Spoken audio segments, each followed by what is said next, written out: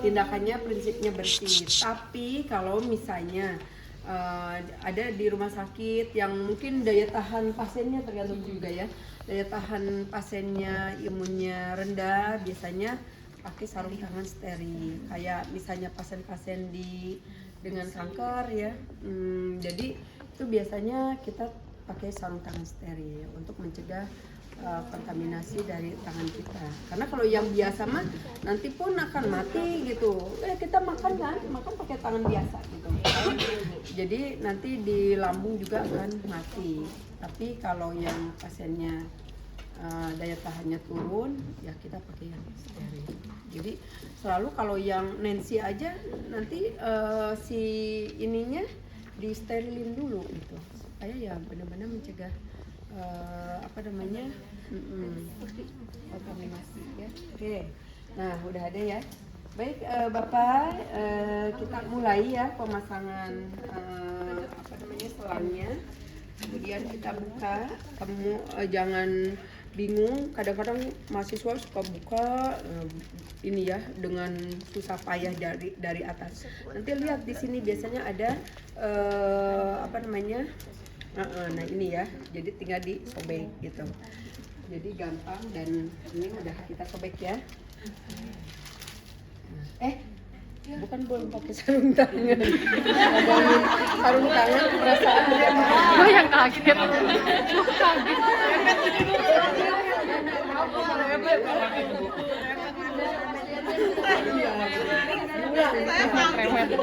Keluar. Kalau kita yang ujian. remet, iya. Emang harus remet tuh. Iya, sarung tangan biasa. Ayo, Nah, udah, oke, ya. Jadi dibuka selangnya, kemudian nih. Dan walaupun prinsipnya bersih, ya jangan sampai kita kewer-kewer gitu ya, ininya diginiin gitu ya, jangan lah. Tetap harus jangan menyentuh barang-barang yang kotor ya. Nah, jadi ini kita kasih jelly. keter kameranya. Ujungnya. Apaan sih cimoy mulu? Karena jarang dipakai jadi lupa-lupa. Bayang. Kita ukur dulu, ya, yaitu dari ujung hidung ke telinga, kemudian ke prosesus sigmoid, ya. Jadi kita ukur ini dari sini, kemudian ke lambung. Dinda tolong dong. Deketin. Ini. Kemudian ke ujung, ini sini ya. Kemudian dari sini ambil ke prosesus sigmoid. Prosesus sigmoid itu pertengahan dari ini, nah di atasnya gitu. Jadi ini batas lambung lah ya. Ini. Nah, kemudian kalau udah kita tandai dengan plester. Ya. Ini mah disiapin dulu plester biar gampang. Spidol boleh, dengan ini boleh ya.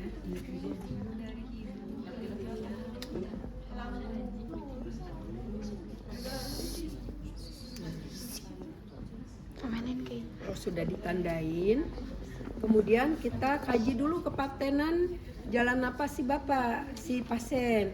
Pak, coba tutup hidungnya Pak, salah satu. Kemudian bernapas. Ngap nggak gitu ya, dua-duanya Pak. Misalnya kalau yang satu ada sumbatan, ya kita jangan di tempat yang ada sumbatan, jadi di sebelahnya. Pokoknya cari yang lubang hidungnya bagus ya. Nah kalau udah terus diberikan jelly.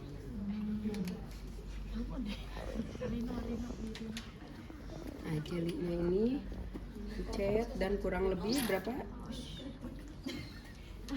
Kemudian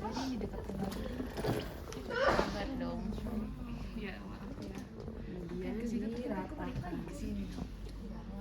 kurang lebih 5-10 ya.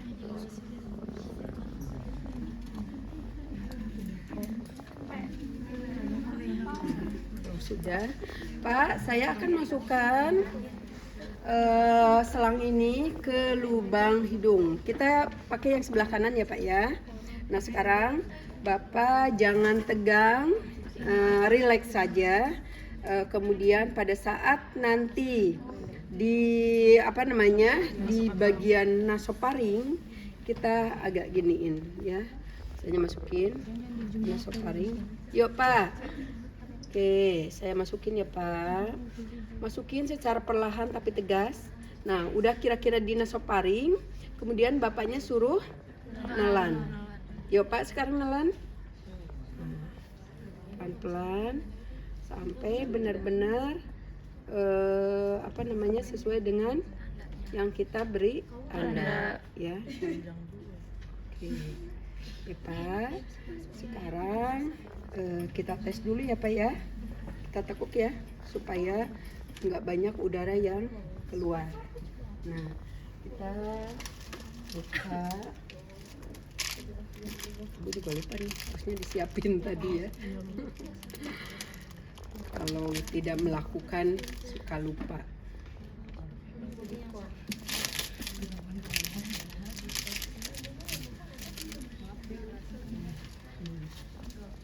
Jadi ini buka, kemudian isi sebanyak 10 ya, kurang lebih 10, masukin.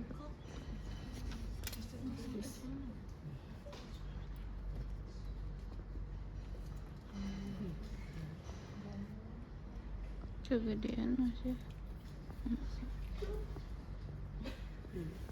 Kemudian kita dengarkan dengan stetoskop. Ini kok ada? Oh, udah ada.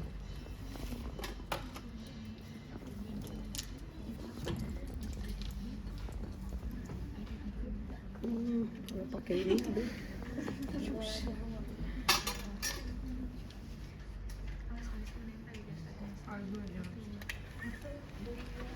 Taruh ini di lambung pasien ya, kira di sini di lambungnya.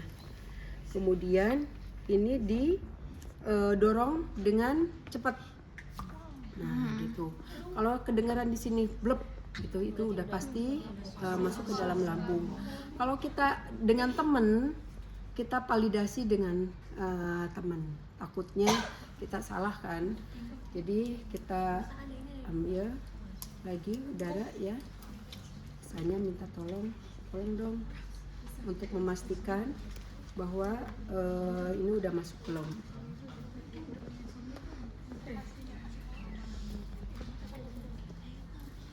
Yuk, bisanya dengerin ya, tolong. Dengerin. Kemudian kita lambungnya masukin. Udah. Nah, misalnya udah ya. Oke, kalau sudah pasti kita terdengar bunyi blak, berarti sudah masuk ke dalam lambung. Boleh langsung difiksasi. Tapi ada alternatif kedua. Kalian bisa menggunakan gelas yang berisi air, ya. Kemudian gelas itu, kalian itu kalau nggak diiniin tidak terbayang pas kalau ditanya. Iya, betul. Nah, misalnya ini ya diisi air ya, kemudian kita kaji dengan cara mencelupkan ke dalam air tersebut, ditaruh masuk ke dalam air ya, dan kita perhatikan gelembung-gelembungnya. Kalau terlihat ada gelembung berarti Sudah masuk. Enggak, itu ke pernapasan. Berarti masuk ke pernapasan, harus segera dicabut kembali ya. Kalau ada gelembung-gelembung misalnya terus tuh gelembung-gelembungnya, oh berarti ini masuk ke paru-paru. Karena ini harus dipastikan takut tadi masuk ke dalam paru-paru dan kita kasih air, akhirnya mengalami aspirasi ya.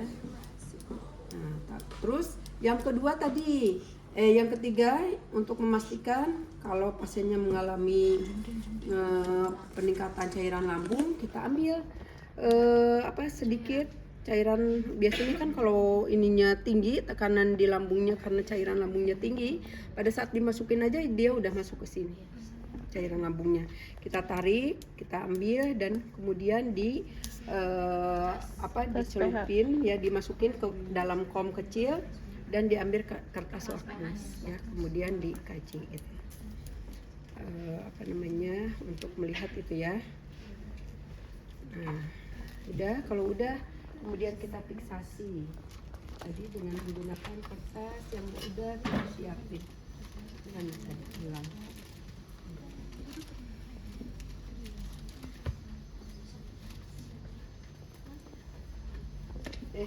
Keren. Nah, ini bisa dilakukan yang rapih ya, fiksasi supaya tidak lepas. Kita bisa buka ya sarung tangan kita sebenarnya.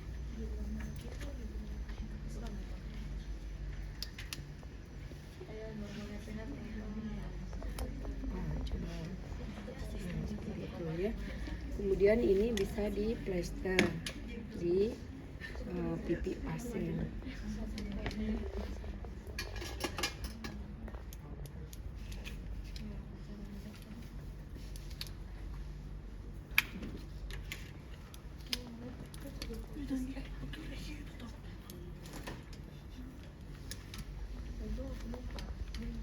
Nah, ya supaya tidak tarik-tarik ya. Baik Bapak, udah selesai pemasangannya. Apa Bapak mau sekalian diberi minum? Kalau sekalian diberi minum berarti kita udah nyiapin minuman sama makanannya. Misalnya biasanya kan si perawat pasang ini tuh kalau udah mau makan biar sekalian gitu ngetes kan.